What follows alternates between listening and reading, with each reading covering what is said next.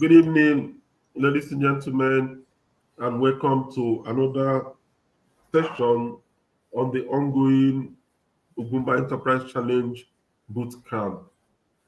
Today, we have a special guest, and he's not new to the Ugumba startups community. I'm talking about Chief Alhaji Usman I. Usman of the Abuja Enterprise Agency here in Abuja. The Abuja Enterprise Agency is one of our partners, that has contributed a lot to the development of startup founders in the ecosystem, and we appreciate their contributions to all the achievements and all the impacts that we have made over the years. So this evening, Alhaji Usman will be talking about market research and feasibility studies. This is a subject that he understands very well, and he has also done a lot of work in this regard. So it's a privilege to have him on the session this year, on the boot camp again this year. It's a great privilege. And It's a pleasure. on behalf of Thank you. yes, on behalf of my boss, His Excellency Gumba Uchewosu, I want to welcome you, Mr. Usman, again to the boot camp for this year. Thank you very much, Mr. Remy. It's always a pleasure being part of this very wonderful program that you've been organizing year in and year out. And we're seeing many promising entrepreneurs coming as a result of this program. It's a very laudable achievement and also a laudable program. Thank you very much. Thank you so much. So let me allow you to begin your presentation now. All right. Thank you. Thank you. Good evening, everybody.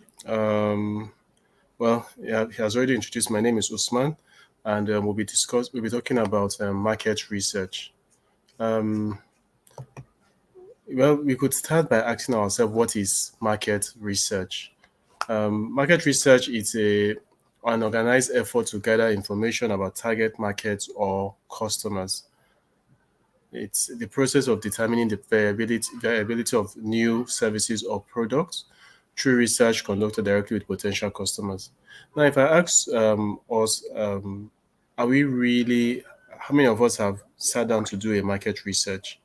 Research is very key. They will say knowledge is power, and information too is power. Information is the new gold, or is it the new oil that they say. So having information is very crucial to, you know, to actually creating great enterprise. Yeah, good afternoon, Ms. Omohovi. I hope I pronounced your name very well. So, as we proceed, we'll be doing a series of. I want this class to be very engaging. I'm very sure a lot of you are already business people. You already have very good wealth of experience that we all can share from, and we can also, learn from each other. So I would like to have a very engaging class. I would also like us to be able to answer questions and all of that when asked. I know that virtual classes always have their benefits and also their drawbacks. Well, we'll make the best use of the time we're going to be sharing. So, yeah. So I would want to ask us, how many of us here have done market research before, um, before we started our business?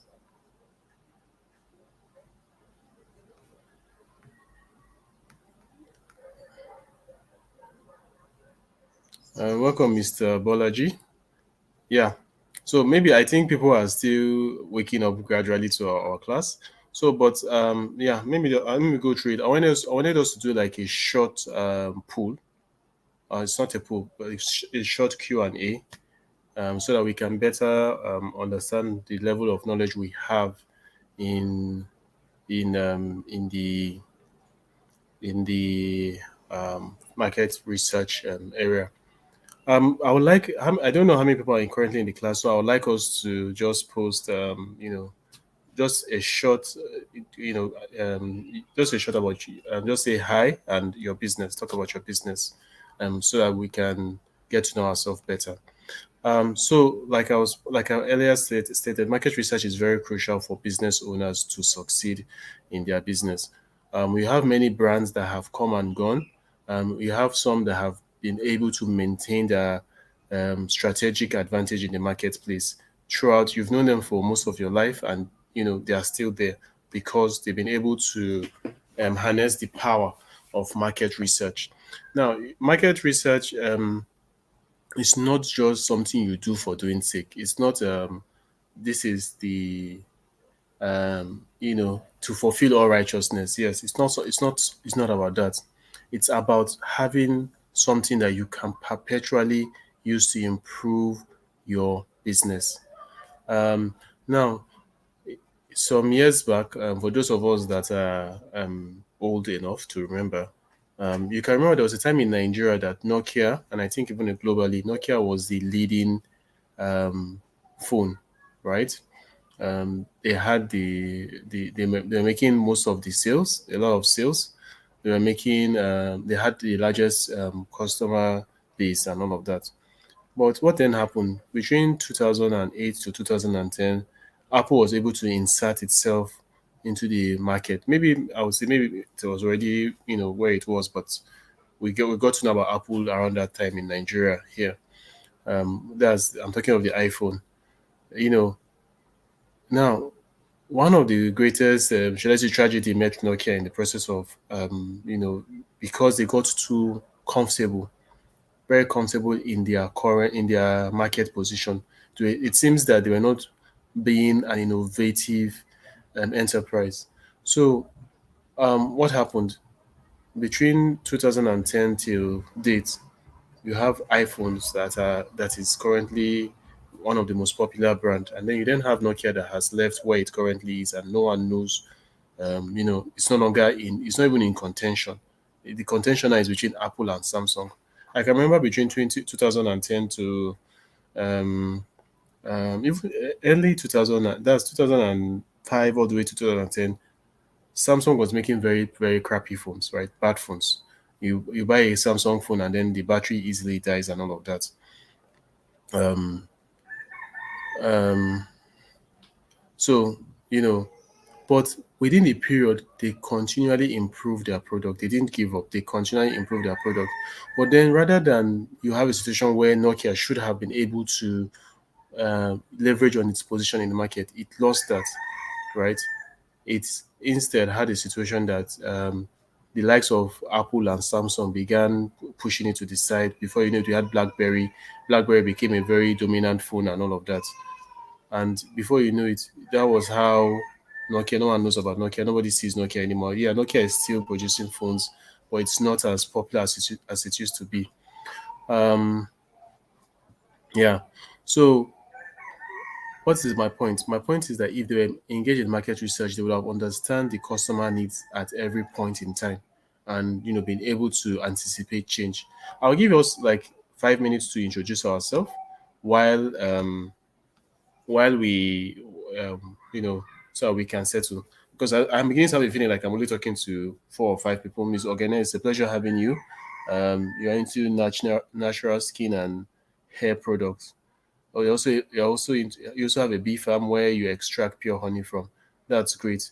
One thing we'd always have to remember is that Nigeria relies on a lot of the youths, not the youthful sometimes, the youths to actually drive the economy.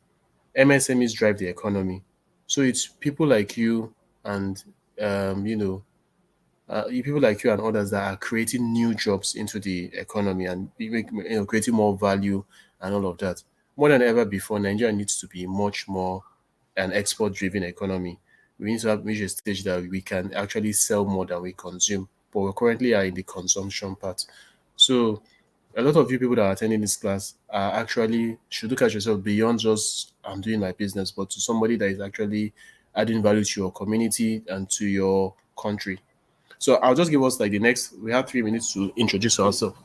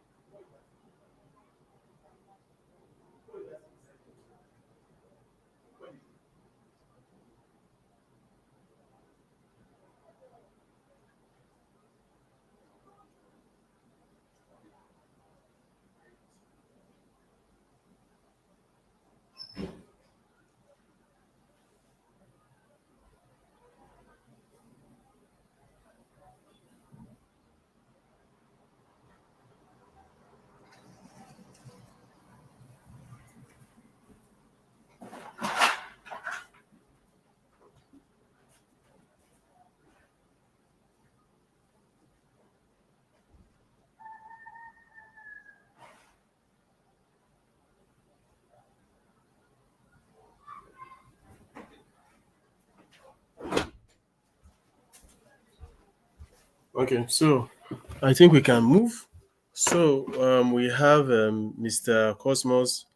Okay, yeah, we should always, yeah, we're very grateful to the Okumba Foundation for really creating this very nice program. I've seen a lot of great business ideas that have changed, that have the capability to change, the way things are working in the economy.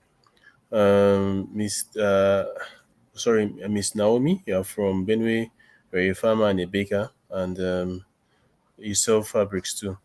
That's nice. Both creating value and also this thing, converting existing, I mean, sorry, making existing business too.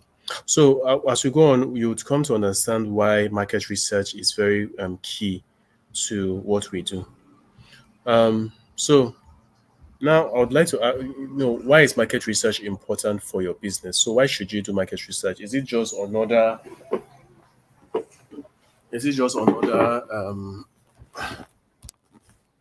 is it just another what's it called, like I said, to fulfill all righteousness? No, it's not to fulfill all righteousness.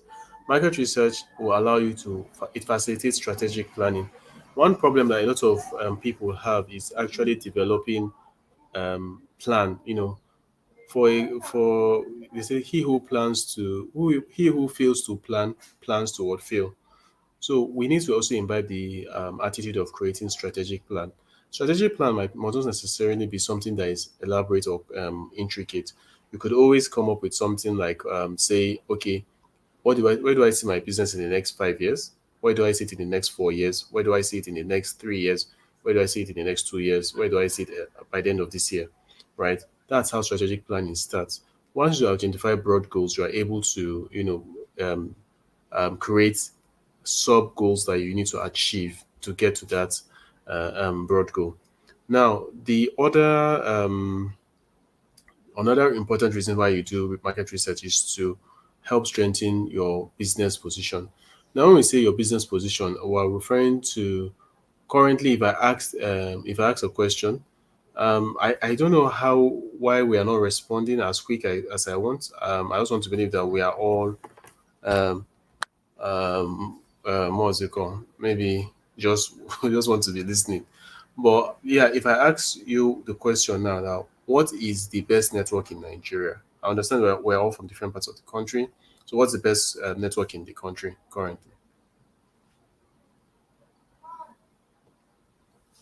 Okay, let me allow you to answer that. Okay, I'm seeing more people here. Mr. John, you're the founder, Top School College International, Top Stars College International School. It's a pleasure having you here. Miss, Mr. Or is it Miss? Odun. Sorry, my eyes might not be seeing this. Odun Nayo or Oladimeji. Cancer Compass is aimed at bridging the gap that exists in the healthcare industry in the management of cancer in Nigeria. That's a great, that's a great idea.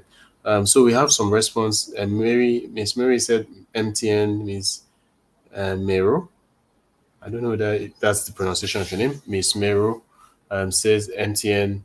Um, then Mr. Stanley Uche says the founder of Stan Healthcare Clinic. So yeah, it's a pleasure having you, Mr. Stanley. So like the point I'm trying to make is this, that um, when you say MTN is the number one, that's the position of MTN in the marketplace. It's the dominant market player in the market. So when we're talking about strengthening your position, it means that what are it helps MTN, for instance, maintain its current status as the number one player in the market, right? It minimizes any investment risk. Now, imagine that you want to sell, say, smartphones, right? Let's not say smartphones. Okay, let's say smartphones, right? You want to sell smartphones. You have to ask yourself, what is the best marketing medium? What is marketing medium I can use to sell my smartphones, right? So I'm sure most of us know that now it's going to be likely social media, not newspaper. But just imagine that you go and waste your resources investing in newspaper, right? And then putting adverts there, and then you then come to realize that no, people don't.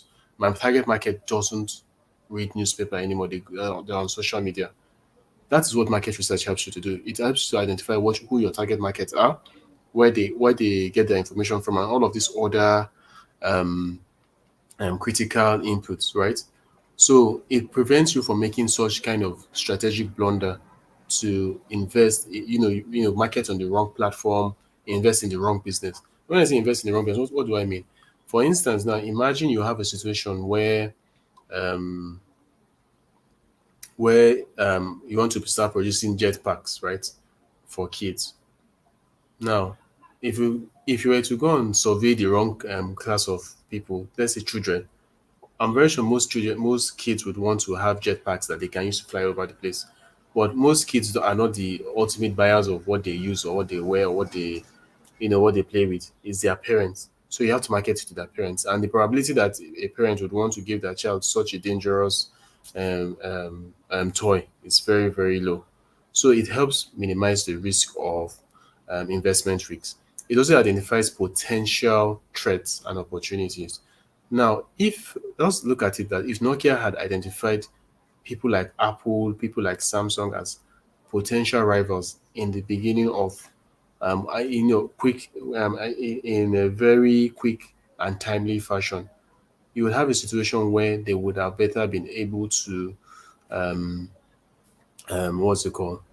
Neutralize these threats to their business. It also helps you to identify opportunities, right? When you're interacting with your clients, you begin to understand what they really need, what they want to get, and a lot of services that you can go and design in the in your businesses to support and better bring your to better support your clients, right? So just imagine um Nigerians we're very innovative people. I don't know whether pure water, the such selling water inside sachet has been a thing in any part of the world, but I can remember when they used to sell water inside Santana leather, right? People put water in Santana leather, they refrigerate it, and they take it out to go and sell. And then somebody came up with pure water as a result of that, and all of this, like Miss Maro that is selling, or is it Miss Mero that is selling sorry, not that is selling, that is into the production of honey. She could come up with a very creative packaging, for instance, that can make it much more affordable and accessible to a larger group of people that are health conscious, right? Than the normal way that it's being sold. I would before I finish my class, I'll discuss the blue ocean strategy. It's a new strategy that a lot of businesses are using to reduce the risk of competition and explore niche markets better. Now, you have to have the next is that it helps you to discover your weaknesses and your competitors' weaknesses. So it's always good to know your weakness as a business and how to protect yourself from such weakness. And it's also very critical too that you understand what your competitors' weakness that you can take advantage of so that your business can stay ahead of the game. It also assists businesses to stay ahead of the competition. It helps in spotting emerging trends, right? So there are a lot of emerging trends. When Glow came, when MTN started, we all said MTN is the dominant player. When MTN started, then they didn't do per minute, per second billing, right? They insisted that per second billing was just not feasible, right? So, but Glow was able to come and they brought per second billing to the table. Now, this forced MTN to actually go back to doing per second, but that singular action by Glow got it a lot of customers because people saw it as a very responsive business. Like it's a business that understand that Nigerian people enjoy a lot of micro kind of business, not something that is too big, right? Now, it also helps you provide revenue projection. When you understand the numbers of customers that will purchase a particular product, you can easily know how much you are expecting and how to better reach such, how to improve your revenue projections and all of that. It focuses on customer needs and demand. Market research is not just about your business; it's more about what your customers, need and what they would and how you can satisfy their need. It helps you to evaluate the success of a business against benchmark, right? So it's always good that we benchmark whatever we're doing as businesses, right? Miss Constance, you're welcome. You're a creative director and founder of Stan's Fashion Empire. So, like for instance, Fashion Empire, right? I'm sure you have, your vision as a CEO of your business. You want to see your business probably, providing certain kinds of services, being in certain kinds of circles and all of that, right? So, market research will support your business to be able to identify how well your business is performing against benchmarks that you've set. So when we say benchmark, what are we trying to say? We're trying to say that, um, for instance, now, um, say you buy a car, right? And you and your friends buy a car, right? Maybe this is going to look awkward saying, but just assume this way. You have a group of friends, and then everybody in your friends, all your friends are buying car, and you are not. All right. So that's how benchmark works. You are looking at where you currently are and where other businesses are to identify whether you are performing, at the same level with them. So, you can then say, oh, wait, I've bought a car. Is it maybe I'm doing something wrong? You have to have a heart-to-heart talk to look at yourself that am I where I'm supposed to be, or is it that maybe they are just pursuing the wrong team at the wrong time? So yeah, it's just an example. So it doesn't necessarily mean that because you see your friend buys an iPhone or buys this thing, you say no. It doesn't work that way. I'm just using that as to make it much more understandable. That benchmark works by just looking at how your business is performing, and then how your rival or your competitor business too is performing, and what they are achieving versus what you are achieving as a business, right? What they are doing, the kinds of services they are rendering, and what you are doing, and the kinds of services you are rendering, and looking at this in at pan, understanding whether your performance is up to um, or is up to date with it. Now, for us to better understand market research, I don't know whether we have any questions. So please, as we're going, I urge us all to ask questions, and I hope you can all hear me very well. I hope I'm very audible. Um, it's been a long day for me though. Now, market research, for us to understand it better, we need to understand how data works, right? We have various classification of data. Um, okay, or is welcome, or is Glory, you're the director, or is a signature. All right, so you're welcome. I want to believe that you are also into the fashion sector. Now, the point I'm trying to make is that for us to understand market research, we also need to understand data, right? Now, we have various classification of data. You have what you call qualitative data, and then you have quantitative data. What is qualitative data? Qualitative data refers to data that is um, more of measuring either the perception of something, right? Something that has to do with more of the quality of a situation. What do I mean? For instance, I can ask you, how would you rate um, my facilitation? For instance, you could say, I rate it good, fair, excellent, poor, very poor, like that, right? So that's what qualitative data look like, right? You could ask the question, um, how do you feel about the current state of the country's economy? Right? You could say you feel bad. You could say you feel good. You feel hopeful. So all of that has to do more of people's perception. They are usually non-numerical in nature, right? Then you have quantitative data. Quantitative data refers to data that is expressed in you can express in number easily, right? So you could talk about uh, um, for instance, the height of a person, that's quantitative. You could talk of the number of businesses that you plan to support, that's quantitative. You could even talk about the weight of your products, quantitative data. That's how it works, right? Then you have what you call primary data, and then you have secondary data. Now, primary data refers to data that you generate by yourself using methods such as surveys and the host of others. Now, what do I mean by this? For instance, you want to know if for instance, our class we're having right now, you want to know if people here would patronize your business, right? So instead of going to Google and asking Google, you could just ask everybody here. Oh, okay, who is interested in buying the new outfits I've designed? Who is interested in being a bringing students to my school, right? Who is interested in buying the products I produce? All of this is a what it's primary data because you get the data directly from the data source, that's the people responding. Now, secondary data refers to data that you gather from already get gathered data. So, for instance, you could go to Google and ask that how many consumers of rice do we have in Nigeria, right?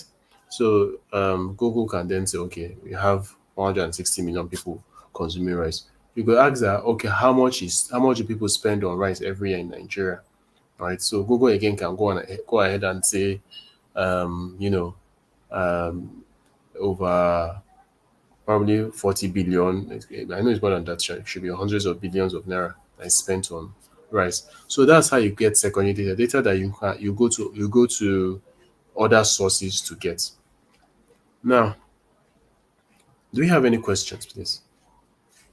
The tragedy of virtual trainings is that you always feel like you're talking to yourself. Miss Precious, you're well. Sorry, I said Miss Precious. Why am I saying Miss Precious? Miss, I don't know that is a Miss, but Miss Chinomso. You're welcome. You're founder of Sonsios Farm. That sounds like a very nice brand name. So do you have any questions? In the absence of any questions, and can you hear me, please? Okay, I just want to assume that in the absence of any question, I will just move on, right?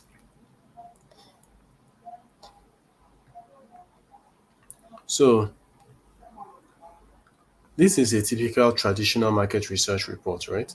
You have your executive summary, your product/service description, your background information, your research technique, your market analysis, commerciality in the marketplace, conclusion, and recommendation. Now, this is the way your typical market research is, right? It's usually done by consultants. You have to get consultants who are very vast in the area and all of that to get you the information. Let me just quickly summarize what this information is all about. You have your executive summary. Your executive summary refers to the entire what's it called summary of all the whole market research report, right? So it comes at the end of the whole research. When you've concluded your market research, then you summarize it to make it much more readable. The sad thing about human beings is that we are becoming more and more lazy to be able to read very long documents. So more than ever before, you have to come up with creative ways of summarizing information for people. Now you have product and service description. Here you describe what products and services you are rendering. You have your background information. You give an information about the business. The status. Is it a registered? Is it a startup? Is it a startup? Is it an existing business? All of this information about it. Then you have the market research technique. You explain what kind of research technique that you use. Market analysis. You do analysis from the data you've obtained from the market research. Commerciality in the marketplace refers to, is it a commercially viable product and services? How successful will it be? Then you have your conclusion recommendation. You always have you conclude, then recommend on the type of whether it's a viable business to do. Right? Do we have any question? Let me allow you people to let this sink in a bit um, for a while. And let me give you 2 minutes to ask any question you have to ask.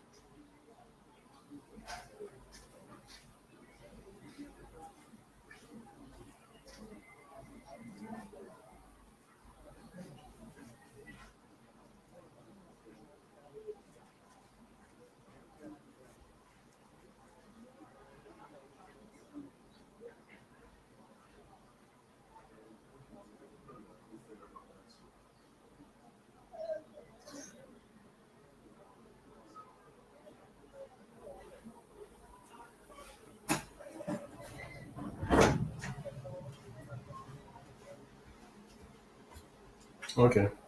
Um, so, in the absence of any questions, so let's move on. Um, so, we're looking at modern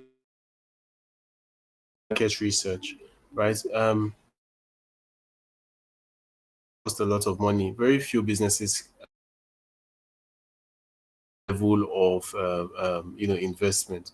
So, what is the alternative? We are doing what we call the lean market research, right? Lean market research is a model for continuous improvement, understand customer needs, and test new features. It is efficient, cost effective, and competitive. It's efficient in the sense that it gets you closer to your customers. Market research will take you quite some time to be able to to implement, but this is something that you can do in a very short period of time.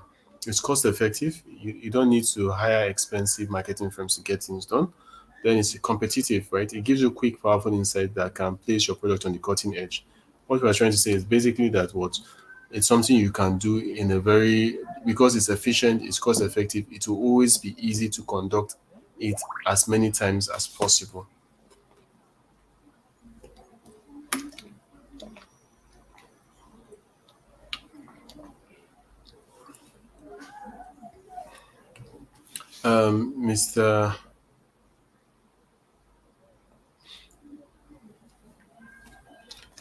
Mr. Lawal, Karima, you're welcome. You're the founder of Skills Cert, an edtech company. That's lovely to hear. So you're welcome. Um, all right. So now the when we say market research, okay, I'm seeing a question here. Market research technique. Um, Now it's also talking about there are various kinds of techniques you can use in market research. You can use a what's it called survey methodology, interviews, data and market segmentation, qualitative research, and a host of other research methods that are there. There's observation and all of that. So what we're trying to just say is that it's for um you have to explain the method that you use in the market research. Thank you for that question. I hope I've been able to give them more clarity. So there are several types of methods you can use. Like I said, survey, focus method, observation, qualitative research, and all of that methods are out there to use in the traditional market research. Now, we'll be looking at common research, lean market research methods.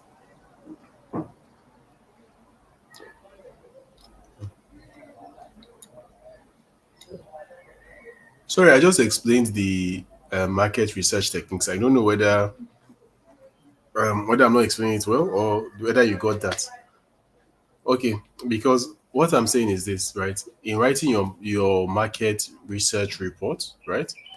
The market research technique refers to the kind of market research technique you used in your research activity. Now, like I pointed out, there are several methods of market research technique.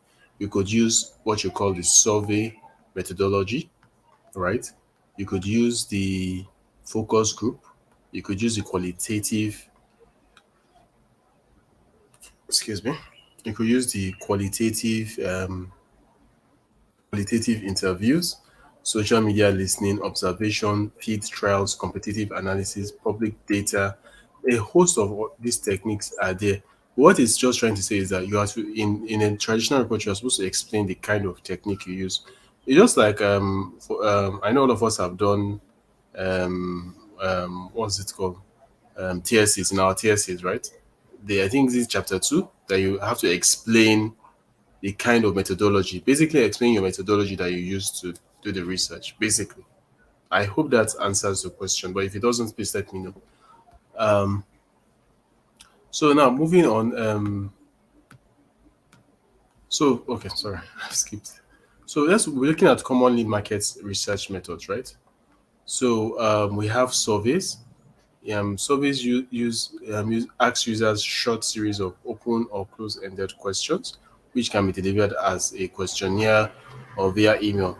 The advantages are that they are very easy and inexpensive to conduct, and you can do a lot of data collection quickly. Plus, the data is pretty straightforward to analyze. So um, um, you have plenty data, survey, collection methods that you can use. One of it is you can use Survey Monkey, you can use um, um, Google Forms. For instance, Google Form, for instance, will even analyze for you the data, right? It will analyze it and show you the distribution of these things, right? So um, now, why is Survey? Survey is a very useful tool for businesses to use, right? You can easily implement it, right? You could pick up your phone, have your series of questions. You have to first develop your questionnaire, right? Questionnaire is basically, a document or a template that has plenty questions that you've developed. Now, you have to come up with your questionnaire. Once you come up with your questionnaire, you have to come up with how do you, distribute it to your um, customers or your clientele. That becomes the next step. So you could use a range of methods. You could use email, you could use mail, you could use um, live phone calls, you could use WhatsApp, you could use Facebook, you could use a host of all these platforms that are existing now. You have market, like I said, Monkey Survey. Monkey Survey it allows you to create your survey, send it via email to all of the recipients, and then they respond. You have Google Forms that you can also use to create that, right? Um, Now the surveys are very good. They're inexpensive. It doesn't cost you money. You can do it by yourself and you can get your answers quickly. The only pullback is that sometimes people give wrong answers, and then in Nigeria, I don't know, but I think there's a lot of hesitancy to participate in survey. People don't participate in survey as much as you would like, and which will make it much more to get you the result. So you have to do a lot of persuasion. I've done a lot of surveys in recent, period of time, and the same issue persists. Right? You have to continually cajole them before they will respond, and all of that. Now, that's part of the drawbacks of survey. Another drawback is that sometimes people give false answer. They probably someone needs something from you, and then he someone needs something from you, and then he simply gives you the answer you want, and then you don't know the person, so the person gives you any answer, right? Okay. Yeah, welcome, Mr. Adekunle. You said you're the founder, Robert Man and Prince Mannequin Manufacturing Company. Oh, that's nice.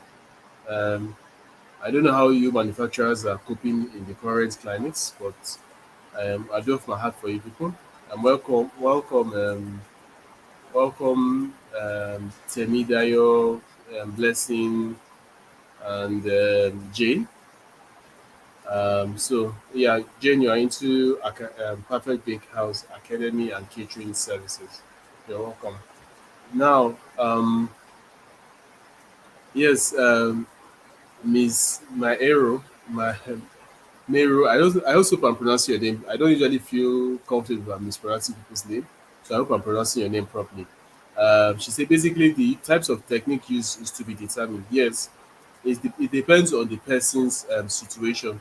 Now, you understand that I'm not trying to focus on the traditional market research.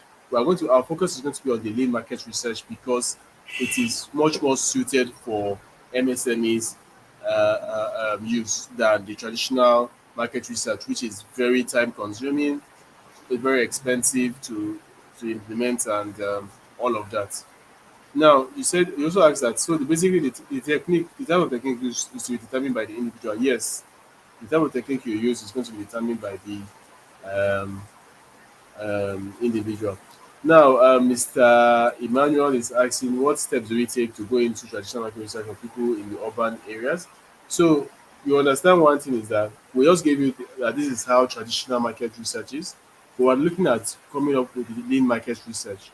That is a much more affordable and realistic solution for MSMEs, because um, one of the drawbacks about being an SME is that you have to spend money on the most critical part of the business, or else you would you would be hemorrhaging a lot of money.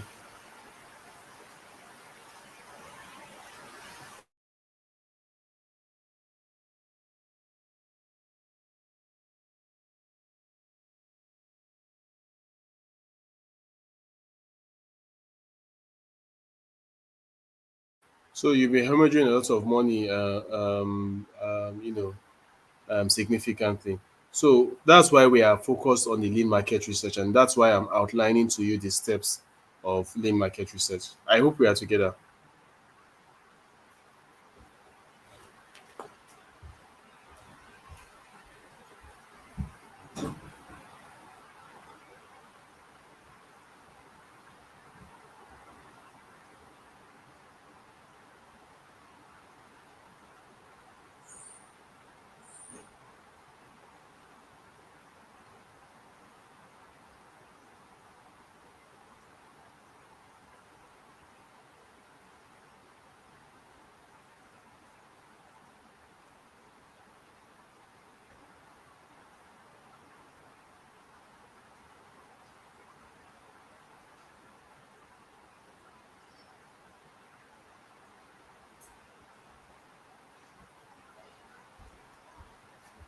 So the um, like I said, we are currently outlining um, the types of lean market research, and then we'll look at situations that each of them, is useful. Um, Now, we have another method. Is called interviews, right? Interviews are a one-on-one conversation with members of your target market. A face-to-face interview helps to help to read non-verbal cues. One-on-one interviews can be done using video conferencing or on phone. Act like a journalist, not like a salesperson. Don't ask leading or loaded questions, right? So, what are we trying to say here? In interview, for instance, it's basically you having a one-on-one with your client. So just like when you go to the customer service officer in your bank, but it's not like that too. But this is just an example. We have the will have the you have the opportunity to discuss with your customers. Now, why is this important? Is because um, um, why is important is because what why interviews are great. Sorry, as a method of lean market research is that it allows you to be able to have a heart to heart talk, right? So, for instance, now sometimes in like I pointed out in the last slide, um, surveys people can lie in surveys, but when you have a face to face interview, it's really hard for people to lie to you, and even when they're lying to you, you could read it from their response, right? If I ask a question, although we're not quickly responding, but if I ask a question between verbal and non-verbal communication, aka body language, right? Which is most often used by people. I don't know what our answer is going to be. Can we quickly answer? Or that might take our time. Between verbal and non-verbal communication. Non-verbal communication refers to communication via your body language, right? Um, which do we use to communicate more often?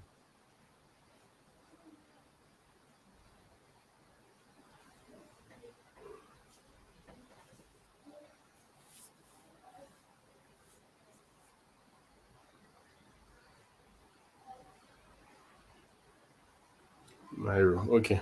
Thank you, Miss Myro. All right. Okay. I'm seeing a lot of verbal. Miss Folake, sorry, said verbal communication. Hey, yeah, sorry. Um, in Nelma, right? In Nelma. Yeah, but please just keep persisting. You'll be able to join. Mr. Adekule said verbal. Fred. Oh, oh, okay. Then how do we know if the responder is lying via phone call interview? Yes, that's why you notice I didn't say phone call. Well, yeah, on a phone you can know by his voice. Sorry, right? Sometimes you ask a person question. If you're having a conversation with a person and then the person's mood or his response begin to have a weird kind of something, you can tell that maybe the person might not be lying, but it might not be necessarily being fully truthful with you, right? Um, some people, some people answer questions. Some people answer questions in such a way that is deceptive and all of that. So, but you can tell from how the person talk to you that the person might not necessarily be truthful. But that's why it's even better to have these interviews in person because it allows you um, to be able to basically read whether the person is telling you the truth, and you can even have better follow-up questions to ask. If someone says he likes your product, you can ask him, okay, why do you like our product? What do you like about our product? Or the person can say, oh, look, I really like the taste of your product. Like, for those people that like consuming honey, there's this, yes, Miss Myro got the answer. Body language. Body language um,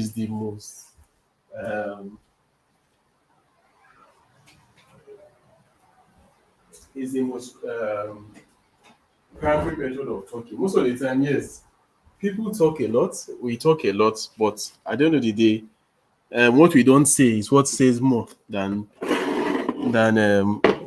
us talking a lot, right? So body language is the primary method of our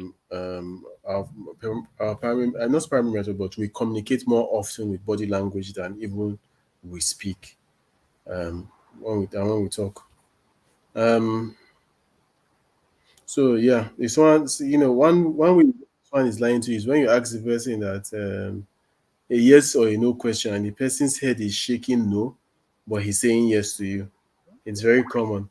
So some of us are not good body. We cannot read. Some of us no. Miss Blessing. Actually, studies have shown that people communicate more often with body language um than verbally. So more often than not, you know, your body language really gives you the person's real, because on a this subliminal level or on a subconscious level, the human is truthful, but when it comes to the physical level, everybody has his agenda and everything like that. So it's body language basically. So now, like I was pointing out, you could ask follow-up questions. You could get to understand why people view your product in one way or the other and all of that. Now, the next method is focus groups, right? Focus groups bring together a carefully selected group of people who fit a company. Um, yeah, Miss Mary is asking um, how feasible it is to interview over 100 potential customer physically. Yes, it's not feasible, but you could do video call if they will do that with you. But if not, you could actually just do a phone call to have the interview with them. But then in that kind of call, you have to be able to read the cues to their response. If someone gives a response, you have to know how to ask follow-up questions and all of that to make sure that you get to the truth of the matter, right? To interview 100 person might not be feasible physically, even now that the cost of moving up and down is very high. So it's much more people. People might be less willing to sacrifice to come and meet you or you even willing to start going up and down to meet 100 people in different scattered all over the place, right? So all of these things matter in when we're doing our planning, and we should always have that in the back of our mind that you're trying to do a research that is very flexible. So that's why you can always first do your survey to the 100 people, and then prune down to the a sizable number to get a better insight on what they are. So you can use some of these methods together, right, to improve your results and to improve your insights, right? So like I said, market research is not a one-off. It's not a one-off activity.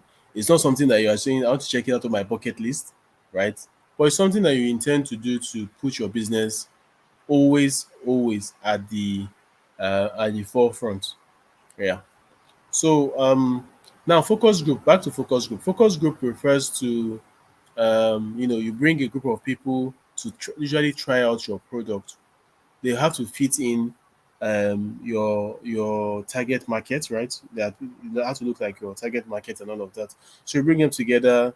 For instance, I know someone bakes cake here, right? So you bake cake, you come up with a very innovative new type of cake, but you want to know whether people really appreciate this type of cake. So you bring a focus group together. They test the cake and then you ask them their opinion and all of that, right? Um, or for instance, someone that is into production of various kind of perfumes, products that are physical, focus group is very suitable for that. It allows them to it allows them to better gauge people's feelings about your product, right? So one thing you have to avoid is the um, one thing you have to avoid is basically that in every group of people you always have a leader, right? Like people that are into business tend to have very strong leadership potential because to be an entrepreneur, it takes a lot of guts and it takes a lot of courage. It also takes a lot of self belief, right? So yeah, I'm just saying this that you guys are great people, but also that in groups like this, you have to be very careful about people that have that strong sense of direction, right? They can easily lord over others and get them to say what they do not really mean. So you have to be a moderator and guide the conversation properly and prevent forceful participants from influencing the group and also um, taking over your focus group. Yeah. The next is observation. Fly on the wall observation is a great alternative to focus group. It's not only less expensive, but you will see people interact with your product in a natural setting without influencing each other. So what does fly in the wall means? Basically, like you go to say Sahad store or Jabi Lake Mall, and your product is in one of the stores there. You could just go and stand by around the place and see how people interact with your product without anybody asking them any question. You understand? It requires a lot of patience. Flying the wall are very patient. I don't know what they're always doing on the wall. Maybe they are digging for oil, but you have to be patient. Maybe they're also observing us. Maybe someone sent them to observe us. So, but you have to also be patient in flying the wall. You get to listen to how people perceive your product. You get to understand whether when people see your product, they don't even have do a second look. They just pass it and go. All of these things matter because you can then start having an idea of whether your product don't look good or the product is substandard or it's not meeting up with the market. This in some products are good, but because of their packaging, they tend to get neglected, right? Yeah. So just imagine if you see pure water in Santana leather and pure water in pure water such I'm calling it pure water. Water in Santana leather and water in a properly packed bag, right? Which would you prefer? Likely the pure water that we all know today. Um, Mary is asking is what is a good number for market research? It always depends on how big the market is, right? Like you've pointed out somewhere, 100 can be okay, right? If you're doing a survey that requires, and then your clientele is very diverse, you could survey as much as 100 or 200 people. It all depends, um, you know, what kind of market are you looking at? Is it a very big market? So markets are very small, and it requires very you don't need to have such a huge sample size. You could have as low as 10 to 20, depending on how specialized that market is. Um, you know, I don't know how many of us in this class have sensitive tooth, for instance, right? Although I know it's a much more common problem for a lot for a lot of people, right? So just imagine people with sensitive tooth problems, right? So and let's assume that they are not that much in the market, because I don't think many people actually buy Sensodyne like that, right? So just imagine um, the market space is so small. So you could just do something as small as 20 to 50. But if you have a market group that is very massive, so yeah, you might need to actually have somewhere to 100. Yes, entrepreneurship means Myro is not for the faint-hearted at all. It's something that you have to be a shark and a crocodile in this at the same time, and at the same time you have to also be a dove when it requires you to be one. Right, you have to fight difficult economic conditions. The world is just going through one crisis after another for the past 3 years.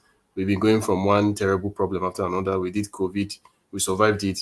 We did Russia, we're doing Russia war. We're now going to, there's another potential war that is coming up from nowhere. Then we also have what is happening locally with us too. So all of these things, it's not easy being responsible for business. And like I used to tell people that work under entrepreneurs that most of the time the entrepreneur can take care of himself without the business. It's you that is the ultimate beneficiary of the person's business, because no matter what, the entrepreneur has a hustling spirit. You always find his own way. But you that he has created this business that is at least giving you something, somewhere to go and earn a living, should always do your best to support the person to succeed. So, Miss Mary, the good number could be depending 50 to 100 to 200 to even sometimes 1,000. But it always depends on how big the market is. If it's a market that is very big, what's it called? It becomes more and more this thing, more and more harder to get I mean more and more. If it's very very big, you can get a smaller, much more narrower um, um, sample size. I'm going to share with you an online tool that you can use to determine sample size. I'm looking for it, but once I get it, I would get back to you on that you can use to determine that. So now we've seen the four methods. So, like I want to point out, so we've discussed survey, we discussed interview, we have discussed focus group, and also now observation. Right. So all of this depends on what kind of business you are doing. For those of us that are already in business, or those that want to start business, survey is a very good what's it called? Um,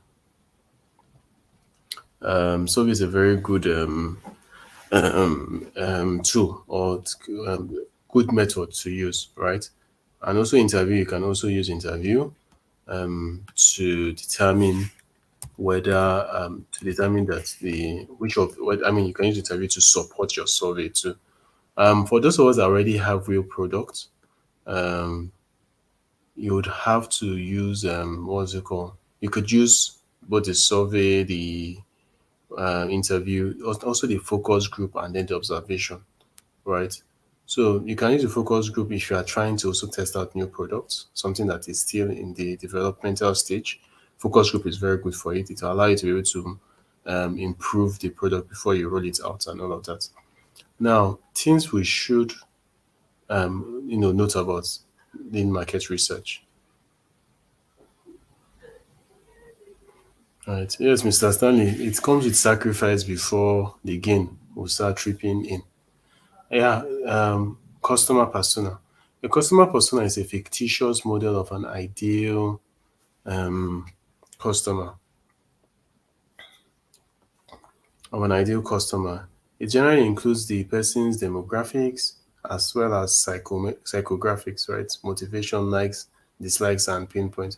A customer persona are not the same as target market, though they have similarities, right? So when we're talking about customer persona, it's just trying to say who is that person? Who is that person that represents the ideal um customer, right? For your business. So you could just visualize it now. Just think deep and say, your current business, who is that person that really, really carries the embodiment and lives with the embodiment of who my customers are, right? So this is how it looks, right? You're looking at the person's personal information, age, gender, children, marital status, all of these things are important. Professional information, values and fears, goals and challenges, who are they, negative, where they are, sorry, right? Where did they get their information from? How did they communicate?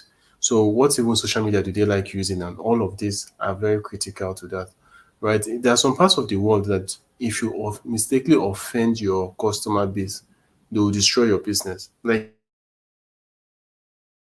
Nigeria, right? Basically, let's assume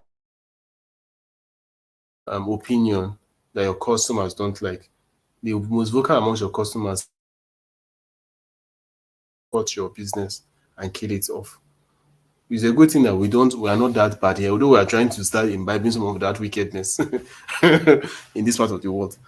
But sometimes that's taking political issues too personal, and then they begin to try and blackmail everybody to support them, support your political agenda and all of that. So we're getting there, but we're getting there. We're getting there, but the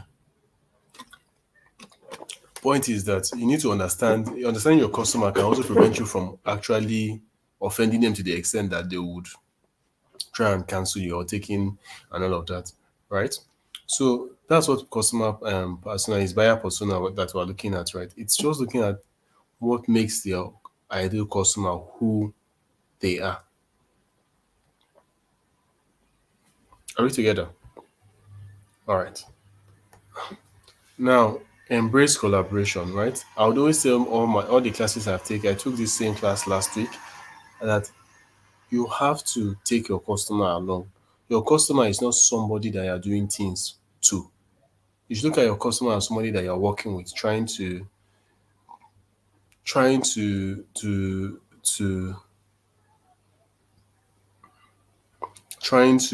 create a value on a product for, not just somebody that you are just throwing everything. If you do embrace collaboration, you'll be able to design a lot of products that would be much more impactful on the business. Research is not one off, it's continuous, right? Don't do it one off. Like I said, it's not something you do for doing sake, it's something you do to keep your business in the forefront. Participate in 2 or 3 conversations with your customers per week. Second, create a team of your best objective customers and ask them questions regularly via email, phone, and in person. Set up regular surveys via website and emails and all of that. Right. Always try and communicate with your customers. This is a tool you can use to analyze um what's it called? Once you do your research, you can use the affinity diagram to identify um you know various issues that you've identified as a result of your research, and what are the ideas you can use to address these things, and cluster them up according to how close they are to their various areas. Now, this is a case study. Urban Beans Hub. Albert, a young unemployed graduate, lives in a satellite town a few minutes away from the city center. He sets up the Urban Beans Hub around his area. An urban beans hub. Thank you. I hope we're not planning to check out. We'll soon be through. We're close to finishing, please. All right. Everyone is saying thank you, thank you, thank you. I hope you're not planning to jump off the ship. So, Beans is popular and widely eaten in in his country in all forms, with at least 10 varieties of beans menu. By his 13th month, Albert started having challenges which included dwindling customers, pricing complaints, fraudulent staff, and wrong location, which he later figured out. Albert couldn't break even at all, and by the seventh month, he had to shut down the business. Albert conducted a feasibility study market research before he launched this business, yet it failed. Where did he go wrong? Um, so intro this, but it seems like our time is how long it is. So why did his business go wrong? I would have liked for us to write our own ideas on why it went wrong. Can we just do that in 2 minutes? Why in the second to the last slide? Hmm? The answers are already there.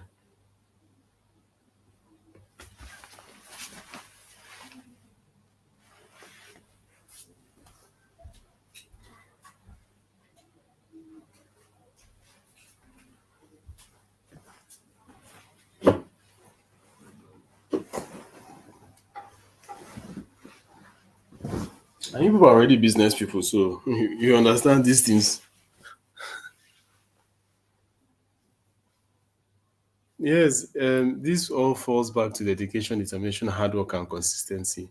Yes, actually, but he made a fundamental error, right?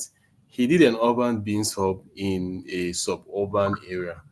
He chose the wrong location to start his business. So it then means that his feasibility study had an issues with it, or he ignored what the information was telling him. But part of the problem again was that if his feasibility study or his market research was well done, he would have been able to identify the pricing issue, right? And that his business is not located in the right place. He had fraudulent, insufficient, yes, I agree with you, insufficient market research. It didn't give him the right insight. Then to kill him, to kill him very well, he had bad workers. His workers were very terrible to him, and they killed his business. And that's the unfortunate thing in this part of the world. A lot of businesses die because um, of the actions of a lot of fraudulent stuff, right? So, on a final note, market research is an input into your overall business strategy. It is a means to an end, not the end in itself, right? So, regardless of whether you do don't look at the market research as something that is one off that you just have to do to get loan, to get money from somebody or something like that. Look at the research as something that you want to use to improve your business, and you intend to use the insight that you get from it. And one thing you should never forget is that to build the right culture in your business for sustainability, a big problem in this part of the world is our cultural. And most Nigerians, we have good culture, we have a great culture, but I'm trying to say that there's a kind of abnormal behavior. I think that's the proper word, that is seeping into the general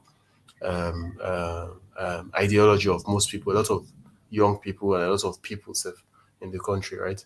That's the ideology of anyhowness. So people that do anyhowness, regardless of how well you do your market research, regardless of how well you do your strategic plan, this bad culture, right? Bad organizational culture will kill any business, no matter how well meaning the the CEO is, no matter how strong and how dedicated the CEO is. If you have terrible staff, if you have a bad organizational culture, regardless of how well you structure your business, it is bound to fail. And that is why it's very crucial that while building our businesses, we create the right culture in our business. In McDonald's, for instance, it's compulsory for staff there to smile, no matter how bad their day has been, no matter how terrible things have been going on in their life. When you get to your office, you're expected to always smile with your customer. That is what you call culture. Or there are places that they will never allow a place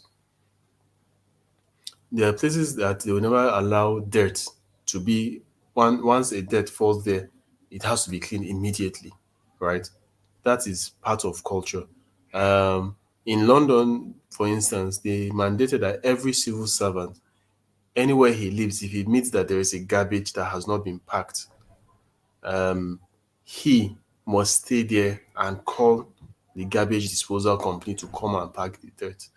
So this is part of culture. You have to develop the right culture, the right mindset to make sure that your businesses succeed. Albert did not study his target market audience and the market size. He lacked leadership skills and customer care. That's the truth of the matter. He didn't understand his target audience to start with. And then the market size, where he decided to set his business. Maybe he had it then like in the FCT where I stay currently, it's very expensive to get shops in the city. So maybe the cost of securing things in the urban area was too high that he decided to go to suburban area of the city or whatever it is, and that worked against his business. So these are part of the things that you have to consider as a CEO of your own business. It's been a pleasure talking to you all, and I wish you all the best in your future endeavors. Please, if you want to reach me, just let me. You can reach out to Mr. Remy, and you can reach me anyway. We can support your business. We will support you to succeed. Thank you very much, and it's been nice talking to you all and meeting you. Thank you. Sorry, Mr. Remy, I mistake. I passed my allotted time, but I think I'm done now. Okay, thank you so much, Mr. Usman, for Yes. that. I think it's a really wonderful session, and I appreciate you for what you do for us. Thank you so much, and ladies and gentlemen, I think it's Thank you, sir. time to let him go. It's already 15 past 6 in the evening. I'm still in the office, so I got to go now. Thank you, Usman. Thank you, everybody, for being part of the show.